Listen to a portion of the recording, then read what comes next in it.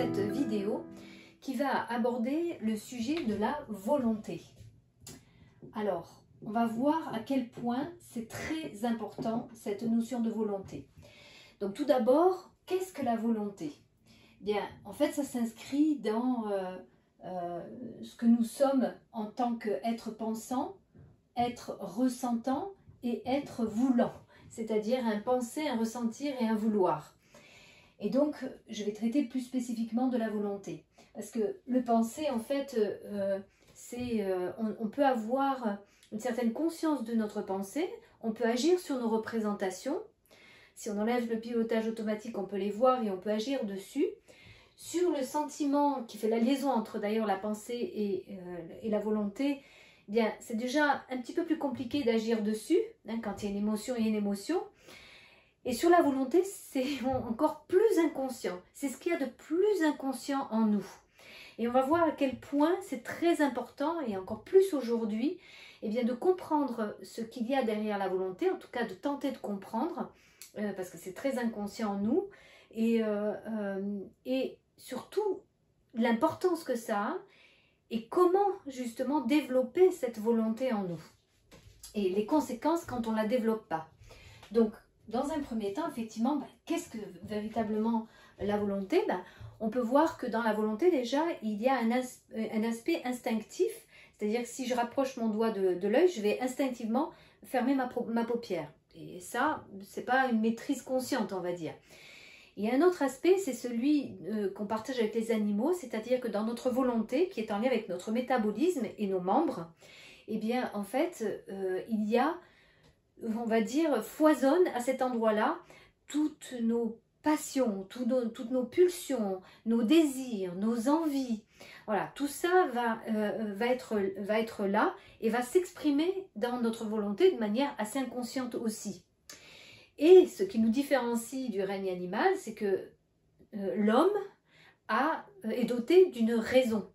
Et du fait de cette raison, il peut agir en fait sur sa volonté. C'est-à-dire il peut avoir une intention et il met en pratique, qui va donner l'impulsion en fait de son intention par une action, qui va entrer une action. Et donc là, on voit qu'il y a une volonté, et une volonté qui est plus en lien avec la raison. Donc voilà en fait déjà une petite définition de ce qu'on peut appeler la volonté. Alors une autre chose, c'est que autant on peut agir, comme je le disais, sur nos pensées, nos représentations, autant sur notre volonté, c'est beaucoup plus compliqué et c'est surtout beaucoup plus lent. Parce que s'inscrit à cet endroit-là, eh bien, toutes nos habitudes. Et autant on va pouvoir acquérir une connaissance nouvelle assez facilement, relativement facilement. Par contre, acquérir une nouvelle capacité ou changer une habitude ou mettre en place une habitude, c'est beaucoup plus lent. Et on va voir que dans la notion de volonté s'inscrit aussi la moralité. C'est-à-dire que volonté et moralité sont très reliés. Alors comment on comprend ça? Je vais vous donner un exemple. Si par exemple je souhaite respecter une promesse que j'ai donnée, eh bien il va y avoir une volonté en moi de respecter cette promesse. Donc on voit bien que dans cette volonté, il y a de la moralité. Et on a tous peut-être fait l'expérience de ne pas avoir tenu une promesse par exemple, et on voit bien combien au niveau de notre conscience et au niveau de cette moralité en nous, on peut ne pas se sentir très bien. Alors maintenant, donc là on a vu une définition un peu de ce que pouvait être la volonté.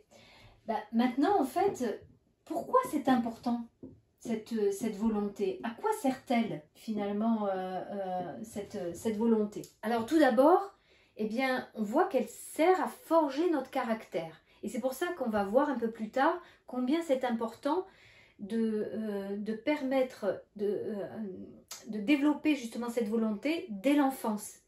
Parce qu'on va forger notre caractère du fait de certaines habitudes que l'on va acquérir. Et on peut voir des différences de caractère. Par exemple, une personne qui va être assez active, qui va prendre des initiatives, qui va justement mettre en place des actions, c'est pas la même chose qu'une personne qui va être passive, qui va jamais prendre d'initiative, qui va être plutôt terne.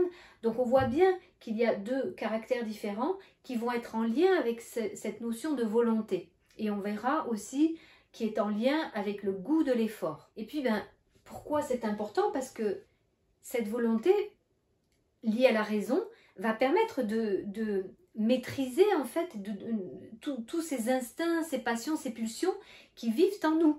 Si on a la volonté de réduire en fait et de maîtriser cela, on voit bien combien ça va avoir d'impact autour de nous et dans nos relations. Donc l'importance de la volonté, c'est d'arriver à transformer notre égoïsme que nous portons à l'intérieur de nous, pour que finalement il y ait davantage un monde qui soit dans un progrès moral plutôt que dans un monde de pulsions animales.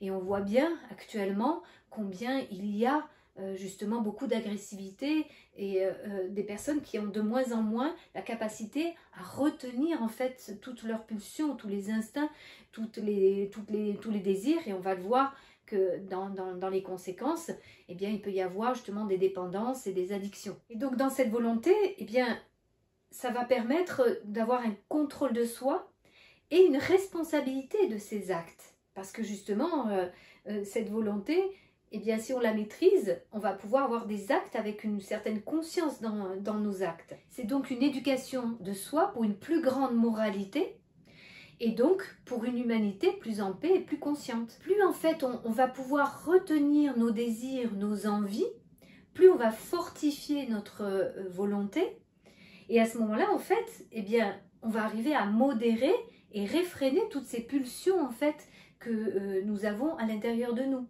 en tant qu'être humain. Et comme je viens de le dire, ça va aussi permettre, le fait de réfréner comme ça ces pulsions, permettre de ne pas être dans certains excès et d'éviter de rentrer dans des addictions. Alors maintenant, troisième point, c'est quelles sont les conséquences s'il n'y a pas justement un développement de la volonté. Alors, on le suppose un peu avec ce que je viens de dire juste avant. Et il n'y a qu'à voir, en fait, un criminel, finalement, c'est quoi? C'est quelqu'un qui ne sait pas maîtriser ses pulsions et qui va donc se faire agir justement par ses instincts. Et comme je l'ai dit aussi tout à l'heure, eh bien, il y a toute cette agressivité ambiante de personnes qui n'arrivent plus justement à retenir toutes ces pulsions et toutes ces frustrations, et donc en fait vont être très agressifs les uns envers les autres. Et donc en fait on voit bien qu'il va y avoir une incapacité à réprimer, enfin en tout cas à maîtriser ses émotions, et malheureusement des moyens que les personnes vont mettre en place pour essayer de calmer leurs émotions, eh bien ça va être de rentrer dans des addictions. Et voilà, pour ne pas ressentir la peur, pour ne pas ressentir les frustrations, eh bien des personnes vont utiliser l'alcool, la cigarette, les médicaments, de façon à justement, parce qu'elles n'arrivent pas avec leur propre volonté à maîtriser justement toute cette animalité que nous portons, que nous avons en nous, et donc vont utiliser des produits, mais bien évidemment ça va peut-être à court terme avoir un certain effet, mais à long terme, non seulement ça ne règle pas le problème de fond, mais en plus ça rajoute un problème de dépendance à des produits. Et puis le problème en fait, les conséquences de ne pas développer sa volonté, ça va créer une sorte d'indolence, on n'a pas envie de faire d'efforts. Or en fait tout apprentissage va nécessiter un effort. Et c'est là où on voit que tout est fait actuellement pour que l'enfant développe de moins en moins ce goût de l'effort. Et ça, c'est un véritable problème. Parce que du coup, dans les apprentissages, il n'a pas tellement envie de faire l'effort d'apprendre. Et puis, tout ce qu'il veut, c'est être plutôt dans le confort et dans le plaisir immédiat. D'ailleurs, tous les progrès techniques, malheureusement, vont un peu dans ce sens-là. C'est-à-dire que on prend la voiture, même pour des petits déplacements, on a des escalators au lieu de prendre des escaliers, on a des ascenseurs même sur des 2 ou 3 étages. Donc en fait, tout est fait pour que en fait, on ne développe pas justement cette volonté, et du coup, ça peut avoir des conséquences aussi sur notre physiologie et développer des maladies liées à notre métabolisme, liées à cette sédentarité. Donc on voit que ça peut aussi avoir des conséquences physiologique. Et sans ce goût de l'effort, sans cette volonté, eh bien, en fait, on va avoir des besoins, on va pas pouvoir réprimer des besoins immodérés, en fait, de plaisir, de jouissance. Et du coup, il peut y avoir derrière des abus d'analgésiques, d'excitants, de calmants, de somnifères. Donc, on voit toutes les conséquences néfastes à ne pas, justement, développer cette volonté en nous et en prendre conscience. Et on voit bien dans la société aujourd'hui que tout est fait pour qu'il n'y ait pas ce développement de la volonté. C'est à se demander d'ailleurs pour quelle raison. Et il va y avoir une consommation d'images, un goût assez malsain pour certaines images, du sensationnel. En fait, tout va être fait pour au contraire développer ses envies, ses pulsions, ses instincts. On voit que dans nos sociétés aujourd'hui, c'est pas du tout la volonté qui est et ce goût de l'effort, mais au contraire, un besoin de confort, du plaisir à tout prix. On va vraiment à l'inverse de ce qui serait nécessaire de développer en nous. Et ça, malheureusement, dès l'enfance. Donc c'est important de prendre conscience, et là je m'adresse aux parents, de prendre conscience que c'est important de développer ce goût de l'effort. Une amie institutrice qui un jour elle voulait justement solliciter un de ses élèves pour qu'il fasse du sport en primaire et il ne voulait pas, donc elle a un peu insisté. Cet enfant s'est plaint auprès de ses parents et les parents, au lieu d'être du côté de l'instit en disant ben oui, c'est important de développer cet effort-là, ben non, en fait, à demander à l'instit à ce qu'elle ne demande plus à cet enfant de faire l'effort de faire du sport. En fait, c'est être dans l'ignorance de l'importance que ça peut avoir justement de développer cet effort-là dès l'enfance. Et tout cela, comme conséquence, eh bien, ça va dans le sens d'une décadence sociale. Si on ne veut que le confort, on ne veut que le plaisir à tout prix et qu'on ne veut plus faire d'efforts pour maîtriser justement tous ces instincts en nous ou pour faire avancer certaines choses, eh bien effectivement la société va forcément aller mal. Alors quatrième point, eh bien comment est-ce qu'on fait pour développer cette volonté? Parce que ça, c'est vraiment important. Comme je viens de le dire, si on ne le fait pas, eh bien, on va être plutôt dans un monde justement avec des pulsions animales, avec aucune maîtrise justement de ces instincts en nous, et donc avec toute cette agressivité ambiante comme je viens de le dire. Du coup, eh bien, vous l'avez compris, la volonté est en lien avec le goût de l'effort. C'est important en fait de cultiver un certain entraînement qui va nous permettre justement de développer cette volonté. Donc ça va demander de mettre en place en fait des exercices. C'est donc une pratique répétée et régulière d'un effort donné sur un temps assez long. Parce qu'on le voit bien, pour mettre en place une habitude, ça ne se fait pas comme ça du jour au lendemain. Quand on a appris à écrire ou à lire ou quoi que ce soit, ou appris à jouer d'un instrument, ça n'est pas venu comme ça en une seule fois. Il a fallu répéter plusieurs fois pour arriver justement à acquérir cette habitude. Et c'est là où c'est important et c'est là où c'est dès l'enfance qu'il est important de mettre en place ça. Et pour cela, eh bien, nous avons à développer le courage de l'initiative, la force de persévérer et la fidélité envers la décision que nous avons prise. Et si on le met en place dès l'enfance, ça devient assez facile une fois que c'est une habitude qui est acquise. En fait, ça devient très facile. On voit très bien si on veut, par exemple, comme je disais, apprendre à écrire ou à lire ou apprendre d'un instrument de musique, au début, ça va demander effectivement un certain effort, ça va demander de l'entraînement, répéter, mais après c'est acquis. Une fois qu'on a appris à écrire ou à lire, c'est acquis. On ne se souvient plus d'ailleurs de l'effort qu'on a dû mettre justement pour acquérir cette nouvelle capacité, mais une fois qu'elle est acquise, elle est acquise. mais elle passe nécessairement par ce temps d'effort. Et par contre, pour les adultes, ben, c'est beaucoup plus compliqué, parce que ça nécessite une transformation d'habitudes que nous avons prises et qui ne sont pas forcément bonnes. Et donc, ben, toute personne qui, par exemple, a fumé, sait combien c'est difficile d'enlever cette habitude de prendre une cigarette. Ou toute autre mauvaise habitude que l'on pourrait prendre, ben, on voit bien que c'est pas facile de mettre en place une nouvelle habitude plus saine. Donc c'est la transformation de nouvelles habitudes, c'est la transformation de traits de caractère. Là aussi, quand on est impatient, ben, c'est difficile effectivement de changer ce trait de caractère. On voit bien tout l'effort que ça demande. Ça suppose du coup d'avoir de la patience, d'avoir de la rigueur.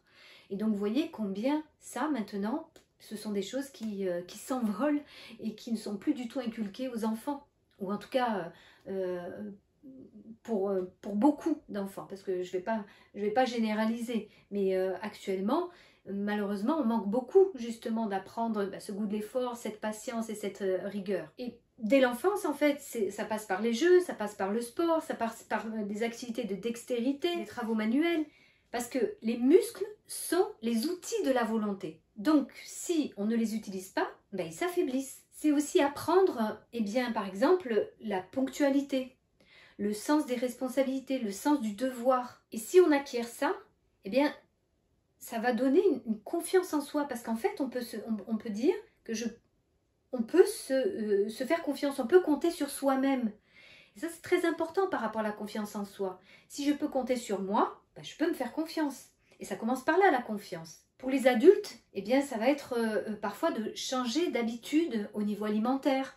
Donc, peut-être manger moins de sucre ou par rapport au sommeil, c'est-à-dire ben, aller se coucher quand on sent effectivement le sommeil arriver. Ce qui va être important aussi, c'est de réfléchir aux causes et aux conséquences de nos actes. Et ce qui va être important, c'est de faire cela dans un choix libre et conscient. C'est pas je ne dois pas parce qu'on me dit de l'extérieur qu'il ne faut pas que je mange du sucre ou que je fume ou quoi que ce soit. Non, il faut que ça parte effectivement de notre propre volonté. Et donc ça va avec notre conscience. Si j'ai conscience que là je suis en train effectivement d'abîmer mon corps et que je ne souhaite plus cela parce que je comprends l'importance d'avoir un corps sain, eh bien là je vais faire ce choix libre qui va venir de l'intérieur de moi et je vais développer cette volonté de changer cette habitude. Et il y a, comme je disais tout à l'heure, le sentiment qui fait la liaison entre justement notre pensée, nos intentions et nos actes, notre volonté. Et ce qui va être important, c'est d'avoir envie.